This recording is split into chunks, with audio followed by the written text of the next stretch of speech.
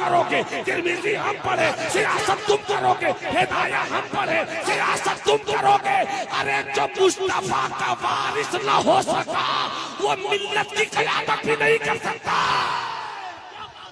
जिंदाबाद जिंदाबाद, नारे तकबीर। जाना चाहिए, उसी को जन्नत कहते हैं। हुजूर बलियादी साहब किबला तशरीफ फरमा है। ये दुनिया है क्या? ये दुनिया है क्या जिसकी लालच और जिसकी ललक में सब दीवाने भागते फिर रहे हो? दुनिया की हकीकत 2 मिनट में सुन लो। हजरत मखदूम से पूछा गया दुनिया क्या है, तो हजरत मखदूम फरमाते हैं कि अल्लाह ने फरमाया था आदम से जन्नत में गेहूं न खाना।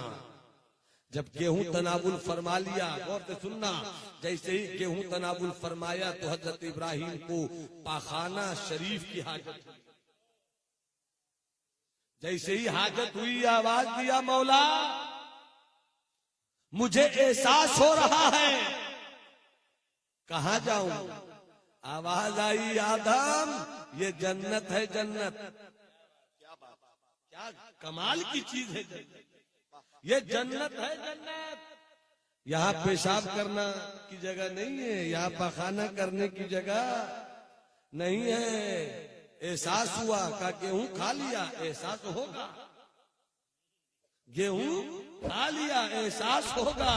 का क्या करूं? का जन्नत छोड़ना होगा। दुनिया की तरफ चलो।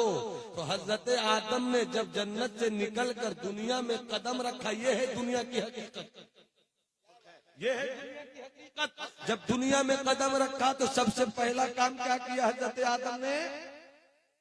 पाखाना किया। बुजुर्गों ने यहीं से फरमाया, अब दुनिया कनीफो आदम, ये दुनिया आदम के पाखाना करने की जगह है। अब मतलब क्या हुआ? जितने लोग बैठे हो बताओ, अप्रैल मई जून की गर्मी हो, सूरज अपनी बादशाहत का खुल्लम खुल्ला ऐलान कर रहा हो, घर से निकलने की तमन्ना न हो, एयर कंडीशन रूम में बैठे हो। हुजूर बलियानी साहब किबला ने छोटे से रूम में 1.5 कुंटल का एसी लगाया। मैं बैठा हुआ हूँ, 1 बजे दिन की गर्मी है। मैंने कहा हजरत इजाजत दीजिए मैं आता हूँ। फरमाने लगे, नौमान बाबू गर्मी बहुत है, अभी मत निकलिए। मैंने कहा निकलने दीजिए।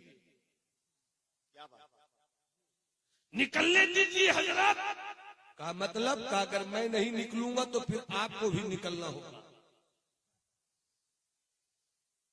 जितनी भी गर्मी हो और तुम जितनी भी ठंडक में बैठे हो, मगर जब 1 नंबर या 2 नंबर का मामला हो जाए तो तुम्हें ऐसी रूम छोड़ना ही होगा।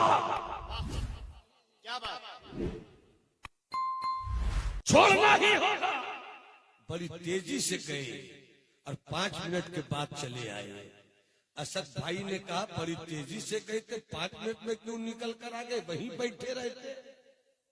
मैंने कहा असद भाई जितनी जरूरत थी उतनी देर में रह गया। समझ सको तो समझो मेरे दोस्त, समझ सको तो समझो मेरे दोस्त। जितनी देर बाथरूम में बैठने की चाहत थी और जितनी देर बैठना चाहिए था उतनी देर में बैठ गया। अब मेरे लिए वो जगह बैठने की नहीं, फिर निकलूंगा, एयर कंडीशन रूम में पहुंचूंगा। अमा जन्नत से आए हो तुम। क्या हो रहा भाई?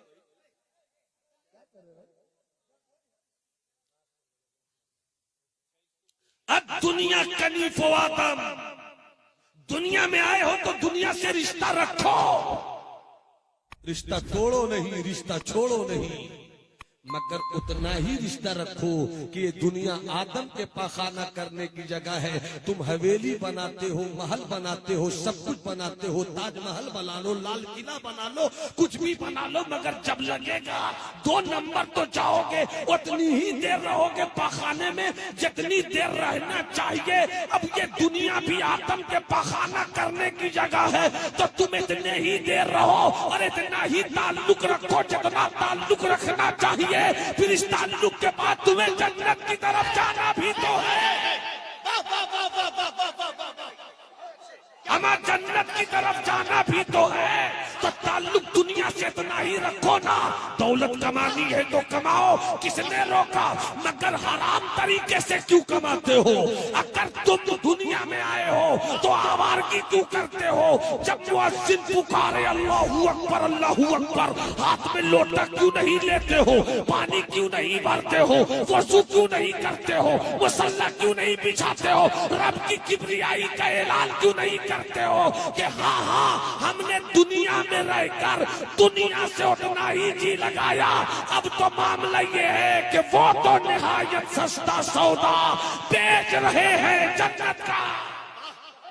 क्या बात है, जिंदाबाद जिंदाबाद, वाह वाह वाह वाह वाह। ये मेरे दोस्त, हम जहां आए हैं वो दुनिया है, जहां जाना चाहिए वो जन्नत है, और जहां जाने का अमल है वो जहन्नम है। 5 मिनट में वो वाकया, हजरत इब्राहिम इब्ने अदहम बादशाह थे, मगर विलायत की राह में सफर किया, इतने बड़े अल्लाह के वली हो गए, कभी पलट कर बादशाहत की तरफ नहीं देखा। आज जब घर से हुजूर बलियाई सब, जब घर से हजरत सैयदना इब्राहिम इब्ने अदहम रात के 12 बजे बादशाहत को ठोकरों से उड़ाकर निकले जंगल की तरफ, घर कभी नहीं लौटे, मगर जब निकले तो उनकी बीवी के शिकम में उनकी एक अमानत पल रही। कुछ ही दिन के बाद बेटा पैदा हुआ, बेटा जवान हो गया, बादशाह हो गया, शादी हो गई। माँ ने कहा बेटे सब तो हो ही चुका, हज भी कर लो, हज भी कर लो।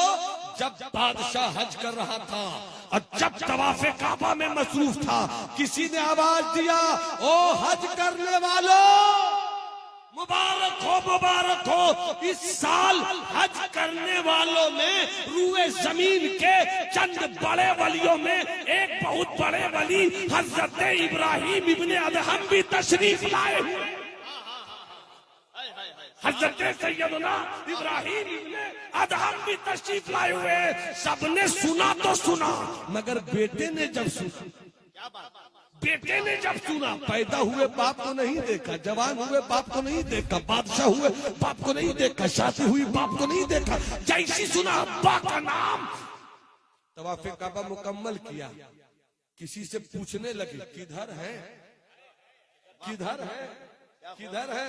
तो असीरे के सूबे वारिस हजरत बेदम वारसी की जुबान शेरो सुखन में यूं कहा होगा, यूं कहा होगा कि पूछो न उसकी राह बस बढ़ते चले चलो, पूछो न उनकी राह बस बढ़ते चले चलो, होगा किसी गली में तो मेला लगा हुआ, होगा किसी गली में तो मेला, होगा किसी गली मेला लगा हुआ।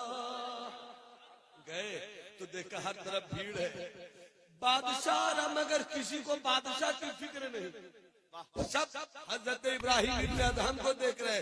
बादशाह पहुंचे और अपनी एड़ियों के बल यूं करके अपने अब्बा का चेहरा देखने लगे। बेटे की नजर बाप पे पड़ी, बाप की नजर बेटे पे पड़ी। कहा अरे रास्ता दे दो, रास्ता दे दो। बादशाह को रास्ता नहीं देते मत दो, मगर जिस बेटे को हम माँ के शिकम में छोड़कर आए थे वही मेरा बेटा।